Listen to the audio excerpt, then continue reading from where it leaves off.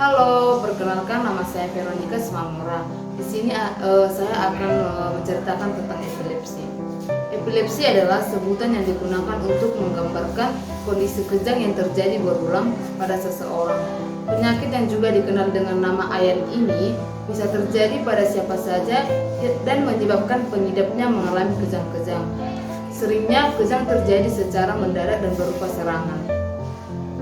Epilepsi terjadi karena adanya kerusakan atau gangguan pada otak, dan kejang muncul sebagai gejalanya, yaitu saat di otak mengalami gangguan sehingga menyebabkan perilaku dan gerakan tubuh yang tidak terkendali. Memang, salah satu gejala utama dari penyakit epilepsi adalah kejang, tapi bukan berarti semua orang yang mengalami kejang sudah pasti epilepsi. Faktanya, ada beberapa kondisi medis lain yang juga bisa menyebabkan tubuh kejang. Durasi kejang yang dialami pengidapnya biasanya berbeda-beda, tergantung tingkat keparahannya. Ada yang hanya beberapa detik, bahkan hingga beberapa menit. Pada beberapa orang, epilepsi bisa menyebabkan hilang kesadaran. Namun, pada yang lainnya, kejang hanya terjadi pada sebagian tubuh. Seseorang dinyatakan menderita epilepsi jika pernah mengalami kejang lebih dari 1 kali tanpa penyebab yang jelas. Epilepsi dapat diderita oleh semua kelompok usia, tetapi biasanya epilepsi dimulai saat masih anak-anak. Penderita gangguan kesehatan tertentu dapat menurunkan risiko terkena epilepsi dengan mengkonsumsi makanan bergizi yang seimbang, berolahraga, dan tidak merokok.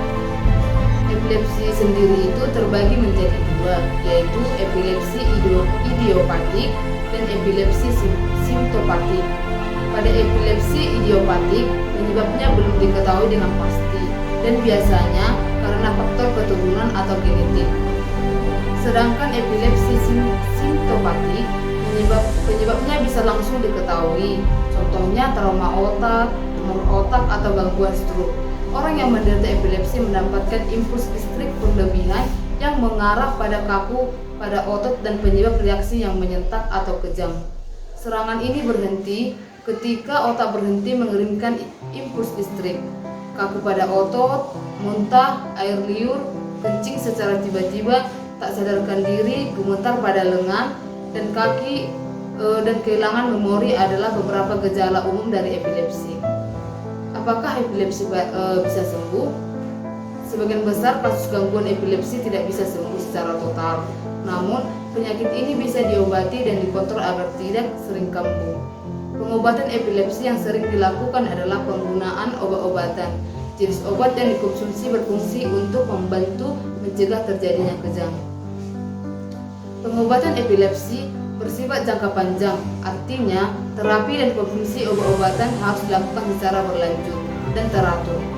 Jika rutin minum obat, pengidap epilepsi biasanya akan mengalami penurunan frekuensi kejang, bahkan tidak mengalami gejala ini selama bertahun-tahun. Terapi pengobatan yang tepat bisa membantu mengurangi kecenderungan aktivitas elektrik yang terjadi di otak. Penyakit yang satu ini sering disalahartikan sebagai jenis penyakit yang menular, sehingga tak jarang banyak orang yang memilih untuk menjauh dan enggan membantu saat AYAN menyerang seseorang. Padahal, epilepsi alias AYAN sama sekali bukan penyakit yang menular. Namun, jika epilepsi terlambat diobati, penyakit ini cenderung akan menetap dan membutuhkan pengobatan seumur hidup. Sekian dari saya, maaf kalau ada salah kata dan kekurangan dalam penyampaiannya. Bagi orang yang punya penyakit ini, semoga tetap semangat dan selalu bersyukur dengan apa yang ada dalam diri kita masing-masing. Jangan mudah putus asa dalam sesuatu yang terjadi dan hadapi dengan hati tenang serta pikiran yang murni. Ingat, kita tidak sendiri, ada Tuhan selalu menyertai kita dalam hal sesulit apapun masalah itu. Terima kasih dan salam sejahtera.